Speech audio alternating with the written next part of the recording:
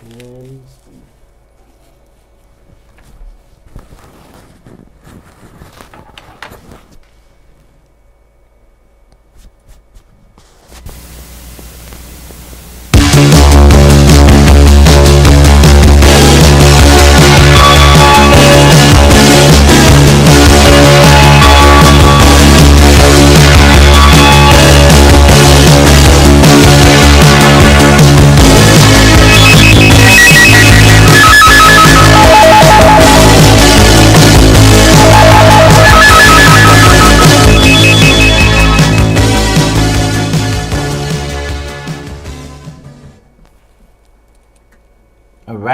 right. Hello, everybody. Welcome to the show. I'm Frankie-san. And I'm Mark.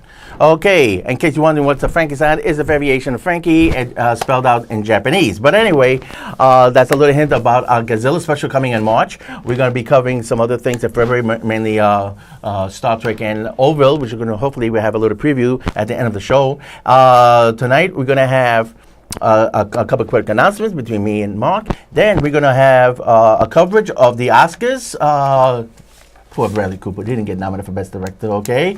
And then we're going to cover the box office of 2018. Aquaman is the biggest DC comic of all time at the box office. Like I said, it was going to happen, remember? Yep, you did call it. You called, what was it? What did you call it? Mary Poppins. Mary Poppins. And I called Aquaman. Yeah, well, okay. So we're going to do you were right. 2-0. What you call it? And what happened with Mary Poppins is, well, Disney's got a problem because their franchises are not doing too good, but we'll get into that.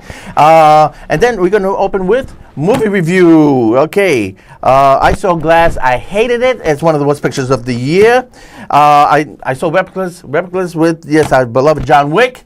I thought it was way better than Glass. Basically, real quick, Replicas is basically about his family. He loses his family. He decides to clone them. It's kind of, yes, it is a B movie. I'm surprised. Spoilers. I'm surprised. No, it's in the trailer. What you call it? It had over 20 executive producers, 5 producers. What happened with the picture? Too many cooks in the kitchen. Apparently, the film, the script felt like that. Everybody was sticking their ideas in it, okay? But it's a B movie.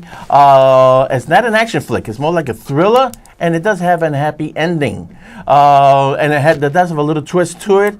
It's a B movie. Wait till it gets on Netflix. If you're into cloning and that kind of sci-fi thing, kind of like a sci-fi channel B movie kind of style, it's not that bad. I recommend it. And if you're a John Wick fan, a Keanu Reeves fan, you will like it. Don't expect too much. It's a passable 3. But IMDb was so vicious to it. I'm vicious with Glass. I give it 1 out of 5, only because of James McAvoy.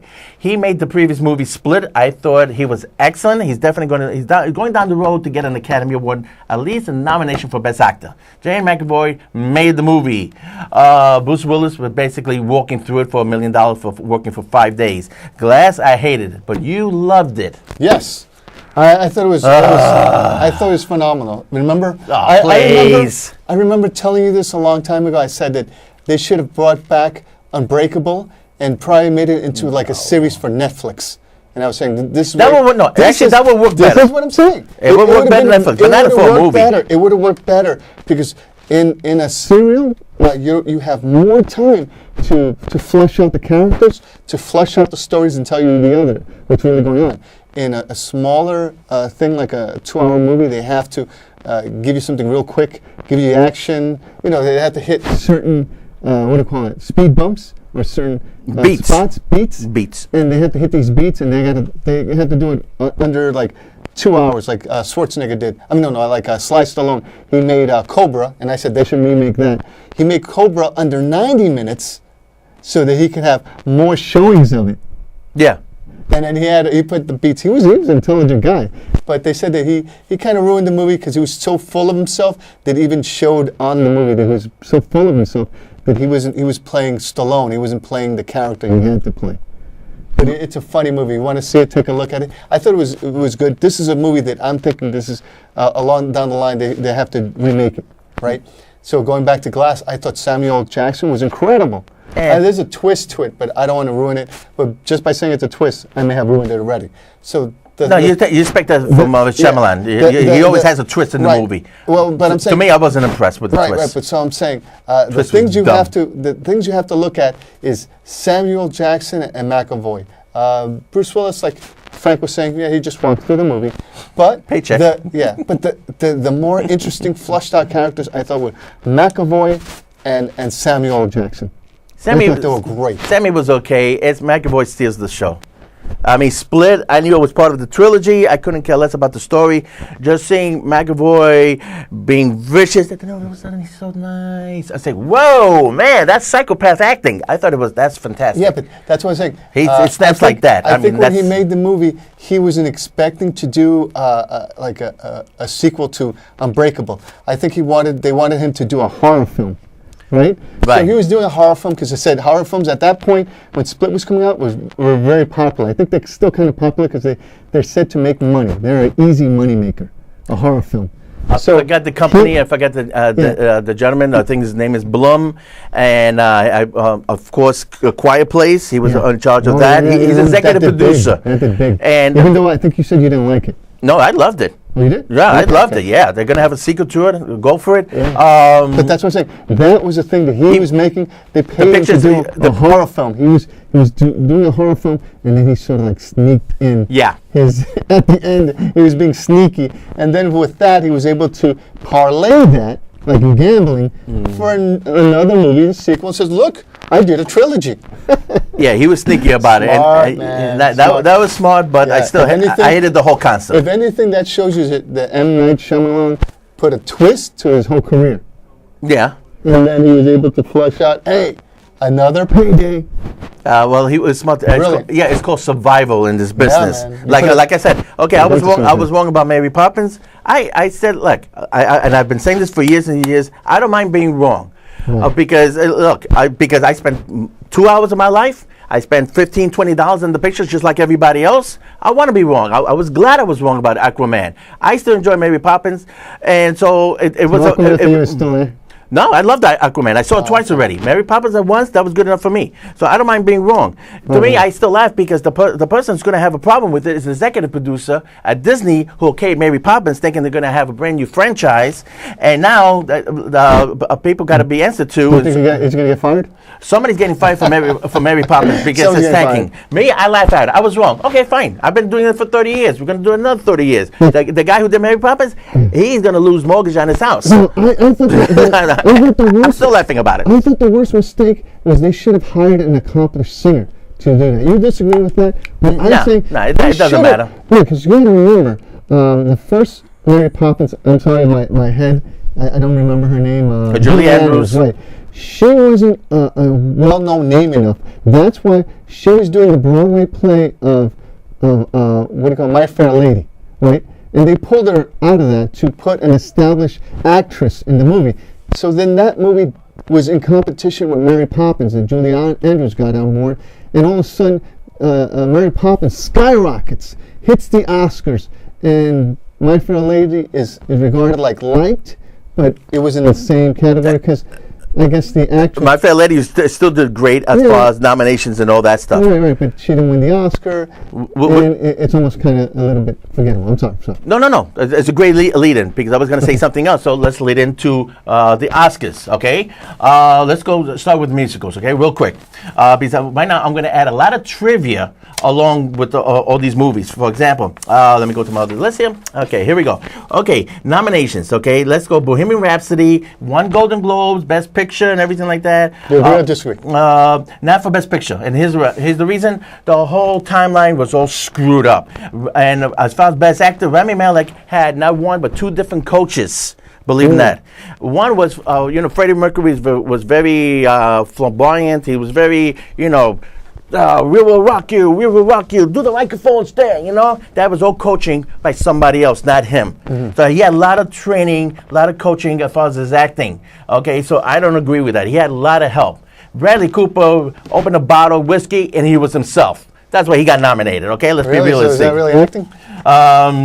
Well, it's another form of method acting. Look, Robert De Niro and Al Pacino, they're the kings of method acting. Okay, Vice. Everybody's talking about Dick Cheney? Cheney, Bale. Christian Bale. Christian Bale. Any actor that puts a lot of makeup, who won for Churchill? The English dude, what was his name again? Oh, he was in Batman. I'm so sorry. I'm so sorry. Yeah, sorry. My apologies to Yeah, it. A great actor. He was on Planet of the Apes. Yeah, he's a great actor. But anyway, Chaney puts on a lot of makeup, and Bale does not do any method acting. He says he just wings it, which I'm very surprised because he sometimes, depending on the character, he really gets into it. Okay, as far as Vice getting all those awards for Best Picture, Best Actor, I give it to Bale for acting. As far as the movie, no. Bohemian Rhapsody, Best Picture, no. Stars Born. No, I prefer the one with Barbra Streisand because, again, as far as the soundtrack, that was great. Stars Born with Barbra Streisand had one of the best songs ever for a soundtrack, and the song was called Evergreen, which she holds on to that note at the very end. Evergreen.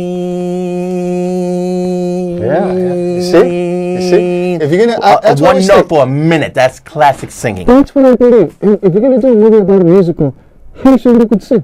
Okay, let's see what happens with Rocket Man. Okay, the guy from the Kingsman. Yeah, Kingsman. Remember we were talking about that. Okay, West Side Story. Spielberg is going to do a remake. Why? We don't know. We don't care. Yeah, Prince. I'm kind of curious to see how that's going to turn out. There's a movie that's been in the making for years and years. The book on Motley Crue. Trivia. I'd like to know who's going to play Mel Gibson in the movie because Mel Gibson used to hang out with Motley Crue. I did not know that. Yeah, he was a party animal. Jeez. He was hanging out with the crew. Mel Gibson, the Mad Max hanging out with the crew, okay? The movie I really look forward to hoping that they make Guns N' Roses. Well, not only Guns N' Roses, because for me, Van Halen. Because no, you got to think about Guns N' Roses. The best thing about Guns N' Roses, you could see the climb and the self-destruction of the band. Well, same thing. That's the most beautiful thing I think. So is Van Halen. I'm telling you. The rise and the fall. They finally hit their peak with 1984 album. Mm-hmm. The song was called Jump. Yeah. And at that point, everybody hated each other. And they backstabbed Michael Anthony. They took him. They took away all of his publishing rights and everything. The two brothers, Alex brothers, are really a bunch of scumbags. Per se, as is mentioned in the business. As video. I don't know. I never met him. I don't know. I personally, I have no problem with him. No, he's a great guitar player, and they got a big catalog of songs. But let's go back to the Oscars, okay? Yes. Let's get over there because we got so much else to cover. Okay, favorite to British. Got a whole bunch of nominations at the BAFTA Awards. That's the British equivalent of the Oscars, okay? Along with Bradley Cooper, okay? Again, the British love Bradley Cooper, Stars Born, and they love The Favorite about the ladies and the queens. Yeah, the queen. Yeah, whatever. Okay, Roma. I said it. It's too depressing. It's a great looking picture, black and white. The actress got nominated. Good for her. Alfonso probably would get the director. The picture was just too depressing for me. Sorry. Last three. Okay. The Black Klansman. Our boy Spike got nominated. Good for him. I don't like the last 15 minutes. I think it was kind of like pushing the envelope. Here it is, the two top pictures of Black Panther, A Dedication, the first comic book movie to get nominated for Best Oscar. Yay! And does it have a chance? Look, if this Fish movie could get nominated and win, why not the Black Panther? Trivia. Oh, Batman. The Batman. Heath Ledger. He won, but the picture did not get nominated. Of course not. And I'm just saying, I think Heath Ledger was the opening of that, of Pandora's Box. Okay, here's a trivia. Shape of Water. Mm-hmm. The Toro wanted to make a remake of Creature of the Black Lagoon. Couldn't get the rights. He said, screw it. I make my own version. And that's how The Shape of Water came to be. Creature of the Black Lagoon meets Beauty and the Beast. Trivia. That happened with Indiana Jones. Steven Spielberg was pushing himself into James Bond. The picture was The Spy Who Loved Me? Mm-hmm. No, not that one. Oh, For Your Eyes Only.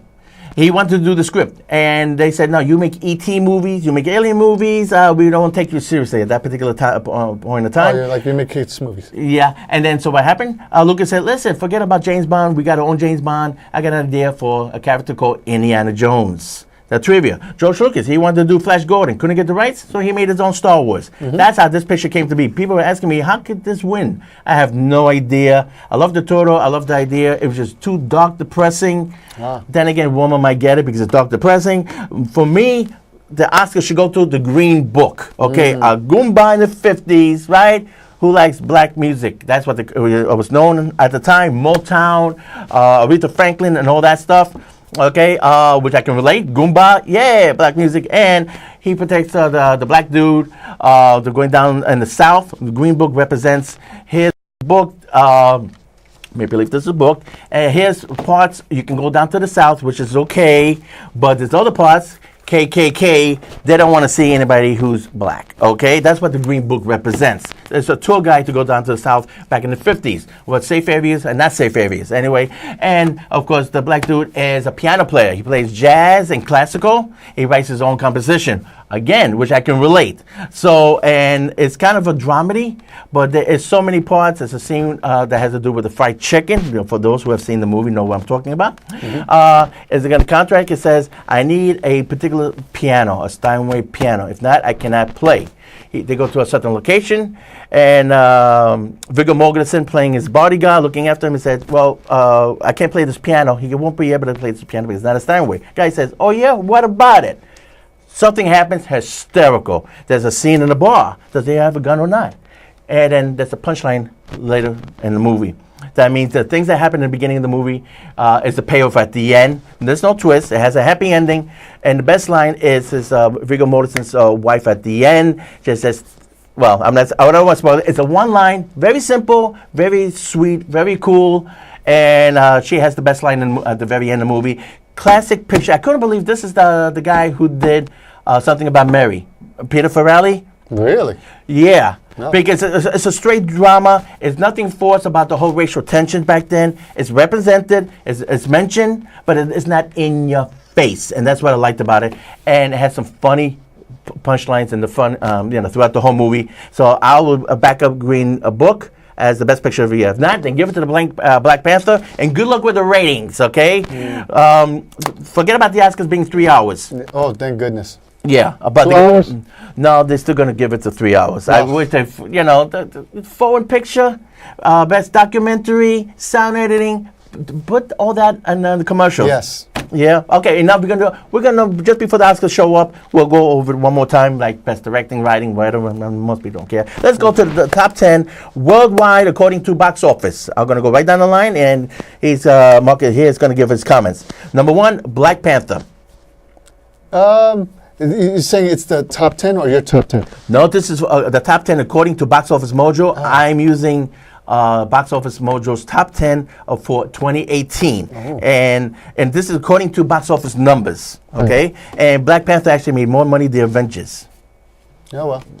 I can see it, I guess. Yeah, okay. Avengers Infinity War, number 2.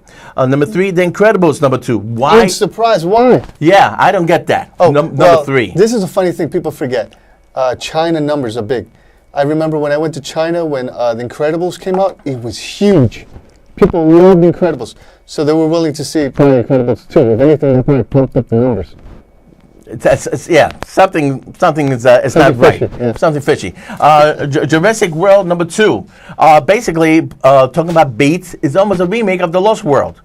Get all the trucks and ammunition or whatever to get the dinosaurs off the island. Didn't that kind of sound familiar? Yeah. To the point at the very end, remember Lost World, the guy with the Jeep, the trailer fell off the cliff, and the guy hooks up his car trying to bring the trailer up. The 2 dinosaurs come out of nowhere. They attack the car. They grab him, and the hubby tells female, honey, make a wish. And they take the guy and they split him in half like a wishbone. Well, it happens the same thing in Jurassic World number 2, where the dinosaurs, the bad guy is escaping from the mansion that has all the dinosaurs.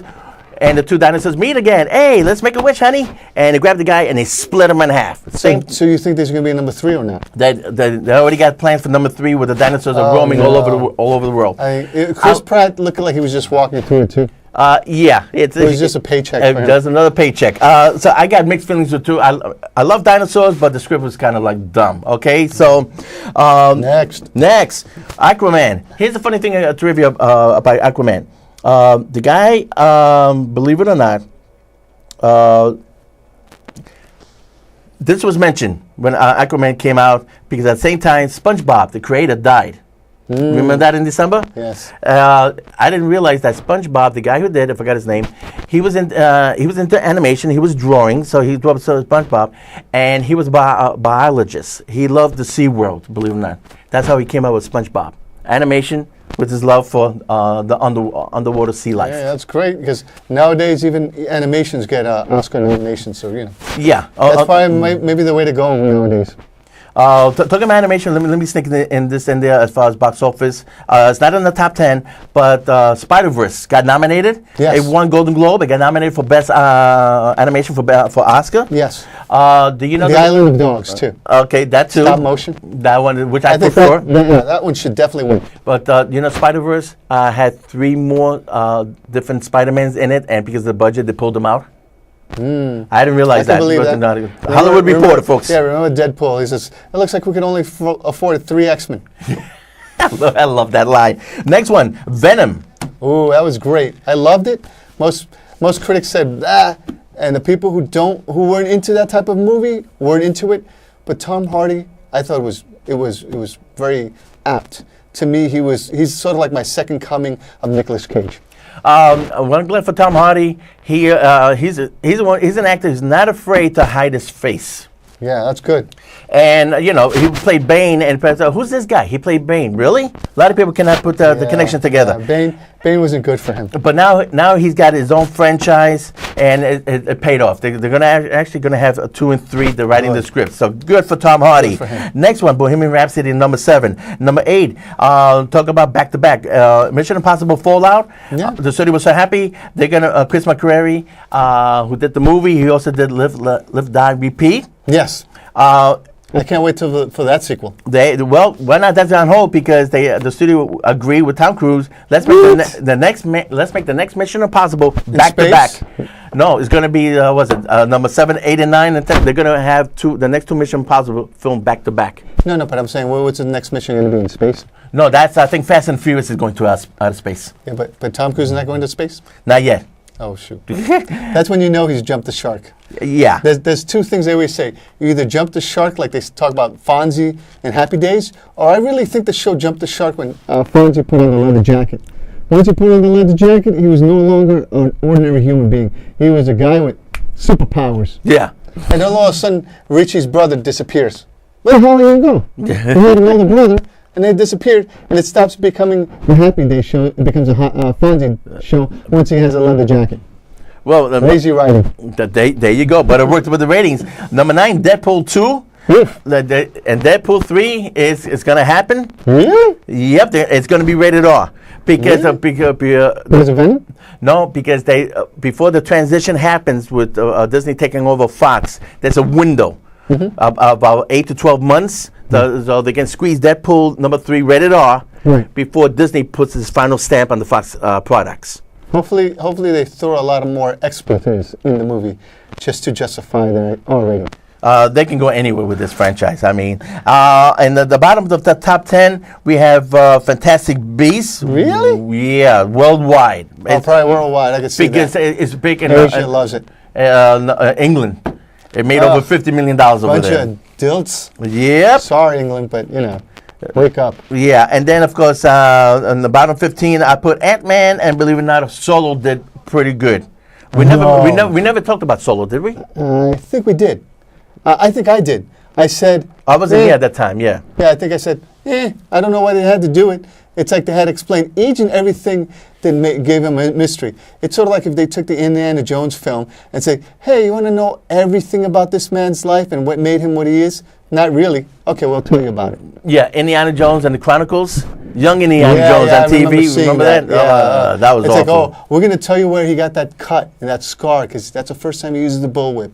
And we'll tell you how he got his name, Indiana. And then we'll tell you why he hates snakes. And then we'll tell you why he likes blondes. And then we'll... Okay, great. Thank you. Great lead-in. Yes, sir. Spock. Have you seen Discovery? No, I have not. The new plot line. I have seen the Orville, but I have not seen STDs. Orville is going to be in 2 parts, folks. So here's a preview for our next episode. Same bad time, same bad channel. We're going to be back in 2 Saturdays, and we're going to continue the whole Star Trek versus Orville. But here's a little preview. In Discovery, the new season, they got rid of the whole the Mirror Universe, timeline, the Klingon War. What a total mess. The first season sucked. Okay. Yeah, they made different Klingons and Vulcans because they wanted to sell toys and they didn't want to pay the previous like timeline for those toys, so they wanted to make new toys. Sort of like what Disney did with the Force Awakens and the Stormtroopers, and that's why those Stormtroopers look like they look like clownfish. Yeah, I mean, they reinvent something just to sell more toys. Yeah. Instead of going into the story. But basically, it's all about toys, kids. All about toys. What happens with Spock had a drawing board and he saw like 7 angels or something.